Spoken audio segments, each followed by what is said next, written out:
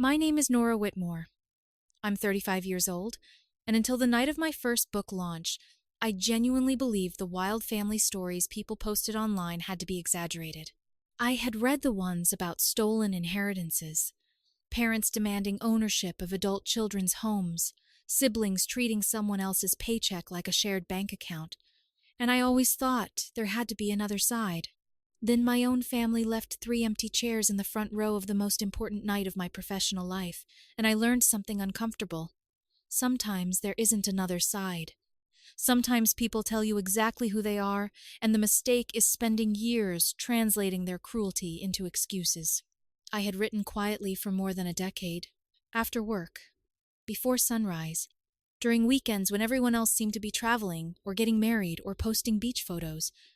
I sat in front of a laptop and built stories. I rarely talked about it because my family had a way of making every ambition sound embarrassing. My brother Daniel called writing my little escape. Aunt Linda once asked whether I planned to get a real hobby after 30. My mother preferred a softer weapon. Whenever I mentioned submitting something, she smiled and said, "Just don't get your hopes too high, sweetheart." Adrian, my boyfriend, understood what those sentences did to me. He was the person who brought coffee when I revised until 2 in the morning, and the person who read rejection emails with me without pretending they didn't hurt. So when a small but legitimate publisher finally bought my debut novel and offered to organize a Manhattan launch, I wanted my family there anyway. Adrian questioned it immediately. "Nora, invite them if you want them there," he told me, "but don't buy their enthusiasm." I told him he was being cynical. Secretly, I thought one successful night might rewrite years of dismissal. I booked their flights from Ohio, reserved hotel rooms, arranged dinners, transportation, even welcome bags. By the time every charge cleared, I had spent almost $9,000. Adrian stared at the total on my laptop and asked, "Are you sure?" I said yes, because admitting uncertainty would have meant admitting he might be right. The afternoon of the launch, I placed 3 cards in the front row. Mom, Daniel, Linda. Adrian stood behind me while I straightened Daniel's card twice. "They confirmed?" he asked. "They know where to go," I answered. That wasn't what he had asked, and we both knew it. Their flights should already have landed. I had messaged all 3 the night before and again that morning. Nothing. I kept inventing reasonable explanations. Dead batteries, delayed flights, airport chaos, until guests began arriving, and the explanations became harder to believe. We delayed the event 12 minutes, then another 8. Every time the entrance opened, my eyes moved there before I could stop them. Authors I admired came. Editors came. Former coworkers came. A woman who had driven 3 hours because she followed my online essays came. My family didn't. Eventually, my publicist touched my elbow and whispered, "We really need to begin." I walked onto the stage beneath warm lights and looked at 3 empty chairs that suddenly seemed brighter than everything else in the room. Somehow, I spoke. Somehow, people laughed in the right places. Somehow, I signed books afterward without letting my hands shake. Adrian found me alone in a small backstage room after the crowd thinned. I finally checked my phone. Daniel had sent one message. "Good luck with your little hobby." Linda's arrived later. "Tell us when you're published for real." My mother had sent nothing. No excuse, no emergency, not even an accidental emoji. Adrian read my face before I showed him the screen. "They chose this," he said quietly. That sentence hurt because it was so much cleaner than every excuse I had been preparing for them. What none of them seemed to remember was how much of their lives I had been quietly financing. For 3 years, I had transferred part of their rent directly to their landlord, Victor. Daniel drifted between jobs. Linda's medical bills constantly became emergencies. My mother always insisted the arrangement was temporary. I never announced the payments because I didn't want gratitude purchased with money. Sitting in a hotel suite I had also paid for, looking at unopened gift bags meant for people who couldn't bother to attend, I realized gratitude had never been part of the arrangement anyway. I opened my laptop and wrote Victor a short email ending the subsidy after the current month. No accusation. No dramatic explanation. The next morning he called to confirm I hadn't made a mistake. They depend on that payment, he warned carefully. I know, I said. There was a pause. Should I tell them to contact you? I looked across the room at Adrian, who said nothing. No, it isn't my lease. For the first time in years, saying no did not feel cruel. It felt accurate. Their rent collapsed almost immediately. Within days came notices, deadlines, and finally eviction. Oddly, they still didn't call me. 10 days passed with complete silence, and I started writing again. I thought maybe humiliation had finally forced them to understand that something had changed. Then, at 9:30 one night, someone pounded on our front door hard enough to make Adrian come downstairs. Daniel stood outside carrying a duffel bag. Linda had a battered suitcase. My mother stood behind them with folded arms. We need somewhere to stay, Daniel said, already leaning forward as though the conversation were finished. 1 week. That's it. I nearly closed the door. Adrian pulled me aside and whispered, If you let them in, give them a deadline. I hated that part of me was relieved he hadn't simply told me no.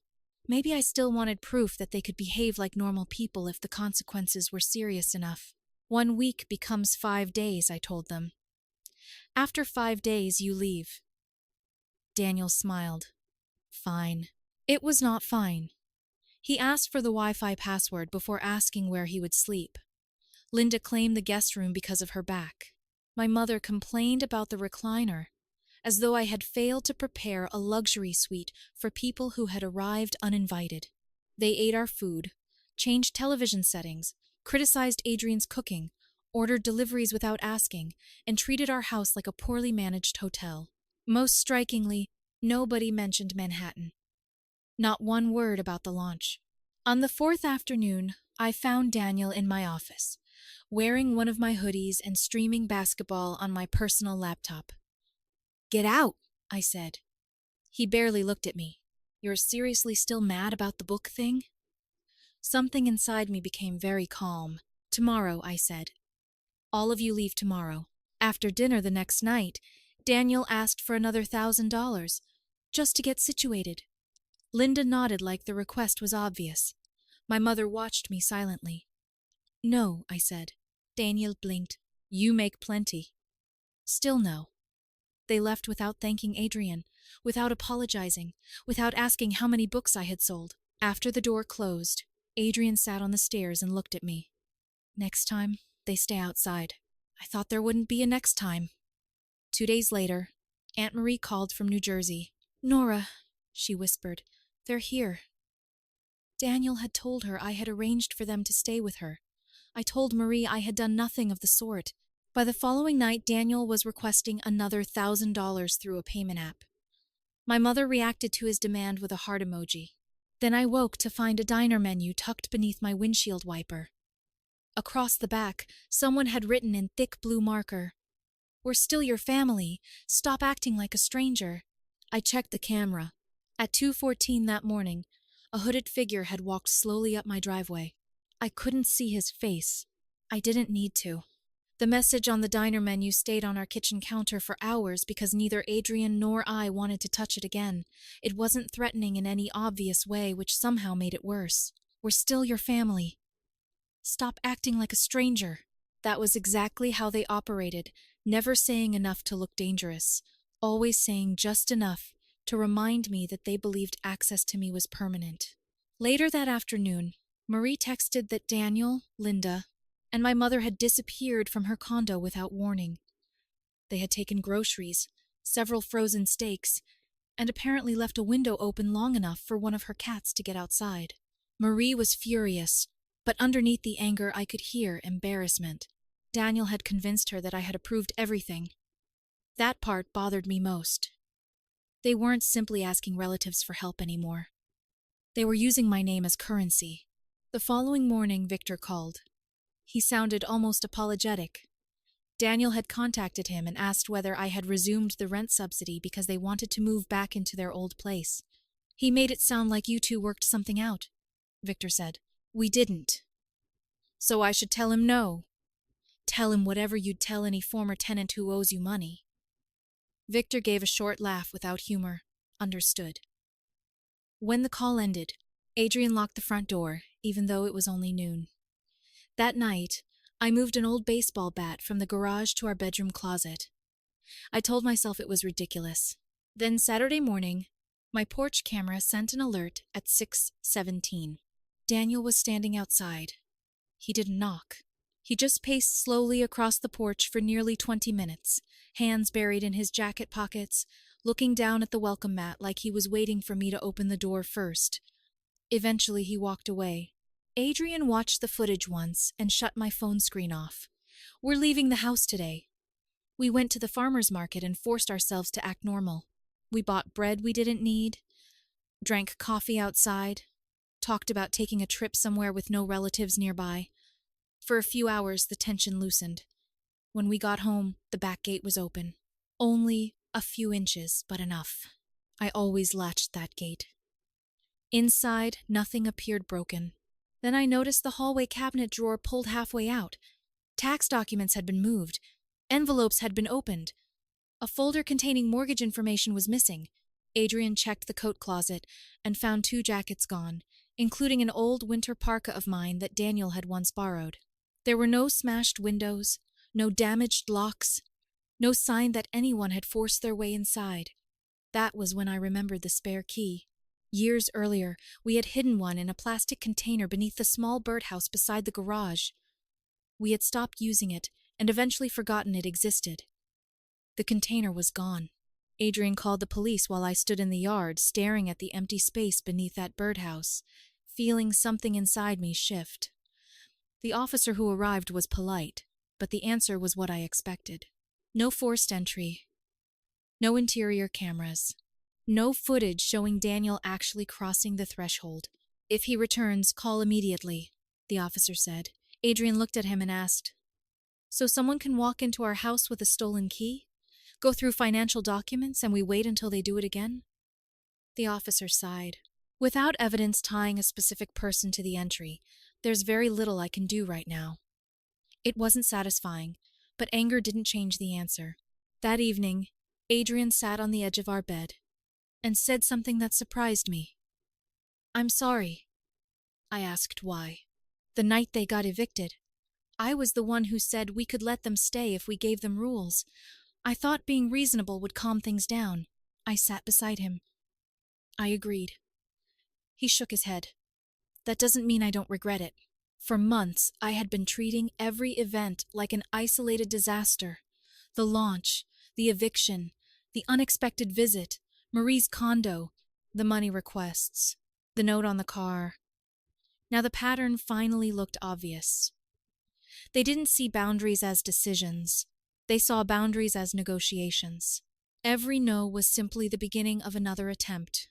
I opened my laptop and wrote an email to the extended family. I didn't make it emotional.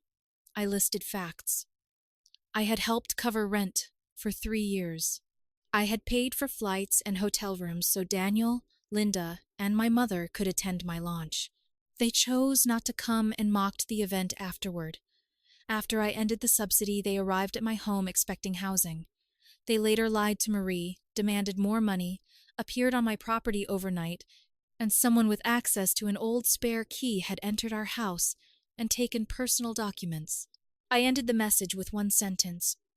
"From this point forward, they do not have permission to contact me, enter my property, use my name to request help, or represent themselves as acting with my approval." Most relatives said nothing. A cousin named Blake replied with a single thumbs-up emoji. Strangely, that felt more supportive than every speech about family I had heard in years. We replaced every lock 2 days later. Adrian's supervisor recommended a lawyer who helped us prepare formal no-contact letters. The letters themselves felt almost theatrical because Daniel had never respected anything simply because it was written down, but documentation mattered. For nearly 3 weeks, nothing happened. No late-night visits, no messages, no payment requests. Then a small envelope appeared in our mailbox without a return address. Inside was a sheet of paper folded into quarters. 6 words were written in handwriting I recognized immediately. "You made this a war. Fine." Adrian read it once. "Give it to the lawyer." I was thinking of throwing it away. No. People who write things like this want you to react emotionally. We're going to react administratively. I almost laughed. It was such an Adrian sentence. Calm and boring and exactly what I needed. The next attack came through my job. HR contacted me and requested a compliance meeting about an anonymous complaint alleging that I used company time and resources to promote my books. Whoever submitted it had included screenshots from my author website, dates when I had taken vacation days, links to writing groups, even old social media posts. The accusation was nonsense. I never worked on fiction using company equipment and never used my professional email for publishing business. My manager believed me almost immediately, but policy required an investigation. Sitting across from HR answering questions about computer access and timesheets, I realized Daniel had finally found a way to touch something outside our home. The same writing career he had dismissed as a hobby was suddenly important enough to sabotage. HR eventually cleared me, but they couldn't identify who submitted the complaint because it came through an anonymous online system. 2 days later, Adrian received a voicemail from my mother. Her voice was soft, almost wounded. She said she had been praying for healing and hoped we could stop punishing each other. Then she said Daniel and Linda were struggling and reminded Adrian that family should not abandon family during difficult periods.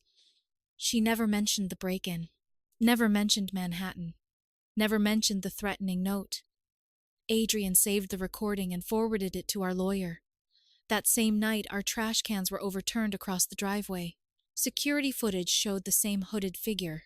This time, just before walking away, he looked directly into the camera. The next morning, Adrian said, "This ends differently from now on." I upgraded the camera system, added coverage over the garage and backyard, and moved recordings to remote storage. Then I called an old college friend who worked in private security.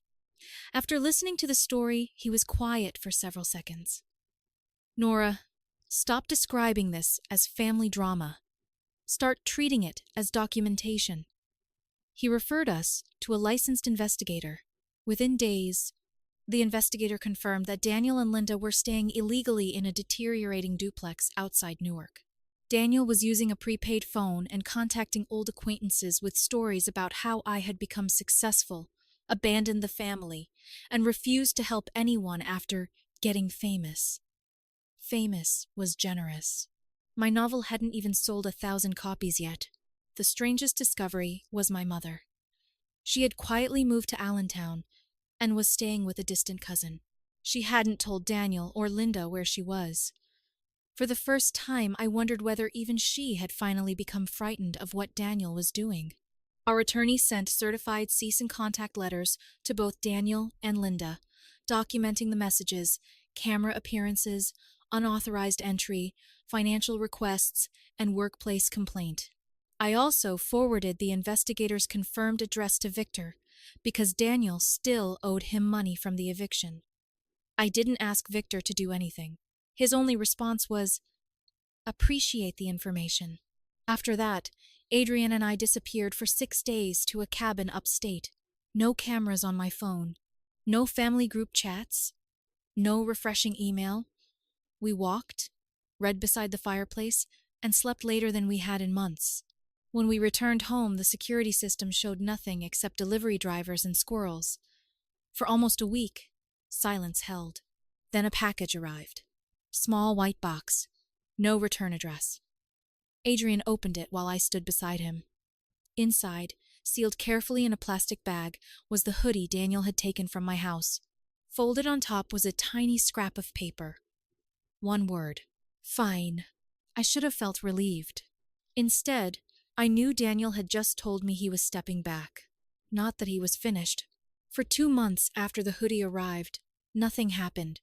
No footsteps outside the house, no strange envelopes, no anonymous complaints at work, no payment requests disguised as family emergencies.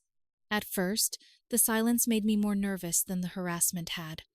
I still checked the cameras every morning before brushing my teeth, scrolling backward through the night while Adrian made coffee. Every delivery truck made me look twice. Every unknown number made my stomach tighten. Adrian eventually stopped asking whether I thought Daniel would come back, because we both knew the answer. Daniel had spent too long treating my boundaries like temporary obstacles for me to believe one legal letter had suddenly changed his personality. But days became weeks, and somewhere along the way, I started living normally again. I finished revisions on several chapters of my second book. Adrian and I started going out without checking the cameras every 20 minutes.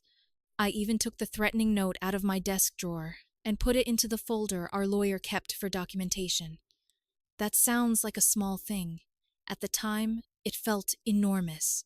Then, on a Thursday morning, an email appeared from an attorney I had never heard of. The subject line read, "Request for mediation, estate matter." My first reaction was that Daniel had found some new legal angle. Maybe my mother was claiming the rent money had been a loan. Maybe Linda was trying to argue that I had promised long-term financial support. When your family has already broken into your house and contacted your employer, your imagination stops having reasonable limits. I almost deleted the message.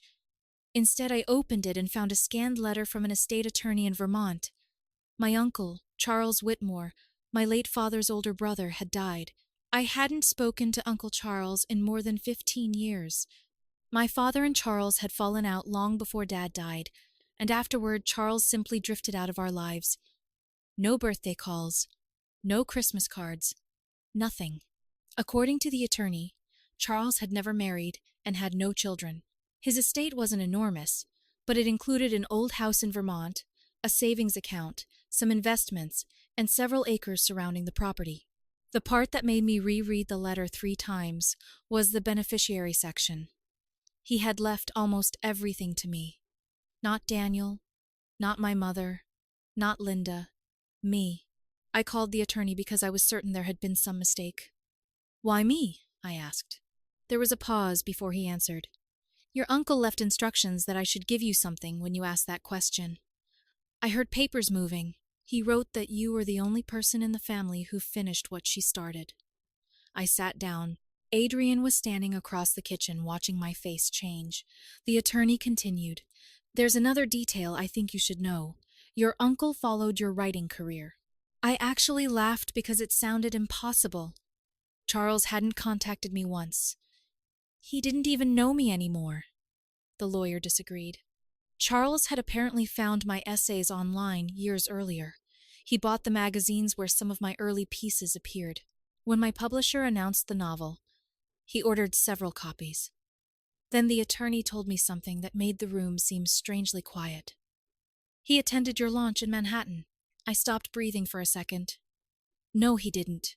According to his records, he did. He bought his own train ticket, booked his own room, and returned home the following morning." I thought of that night, the crowd, the lights, the 3 empty chairs in the front row. I had spent $9,000 trying to bring 3 people who refused to come, while an uncle I hadn't spoken to in 15 years had apparently traveled there without telling me. I asked whether Charles had approached me afterward. The lawyer said no. Apparently, that had been intentional. Charles knew about the conflict between himself and my father, and believed appearing suddenly would turn my night into a family reunion I hadn't requested. So he sat somewhere near the back, watched the reading, bought a signed copy from the sales table, and left. The attorney said they had found the book inside Charles's house after his death. When Adrian saw me crying, he came around the kitchen island and sat beside me. "What happened?" I managed to tell him. He listened without interrupting, then said, "So there wasn't actually an empty family section that night." I looked at him. "What?" "The people whose names you put on the chairs weren't there. But someone from your family was." I had spent months remembering that launch, as the night my family proved I wasn't worth showing up for. Now I had to make room for another version of the memory. Charles had left a handwritten note with the will. The attorney mailed me a copy, but I drove to his office before it arrived because I wanted to see the original. The note was short enough to fit on half a sheet of paper. "Nora, you're the only one who ever finished something. take this and do something good with it. That was all. No dramatic confession, no explanation for 15 years of silence, no attempt to turn himself into the uncle who had secretly loved me better than everyone else. In a strange way, I appreciated that. Charles hadn't been there for most of my life. One inheritance didn't erase that, but he had seen something my immediate family worked very hard not to see. I had built something. Quietly, stubbornly, imperfectly, I had finished what I started. The house was outside a small Vermont town, surrounded by trees and more land than I knew what to do with. When the lawyer showed me photographs, I expected some collapsing shack. Instead, it was an aging 2-story farmhouse with dark green shutters, a wide porch, an old stone fireplace, and a detached barn that leaned just enough to make insurance companies nervous. It needed work. The roof would eventually have to be replaced. The kitchen looked like it hadn't changed since the 1980s. But the porch faced a valley where the mountains disappeared into mist in the mornings. Adrian looked through the photos with me and said, "You know you're going to write there." I told him I didn't even know whether I wanted to keep the property. "You're going to write there," he repeated. Daniel somehow learned about the inheritance before I had even visited the house. I still don't know who told him. Maybe a cousin, maybe public probate records, maybe my mother. A message came from a new number.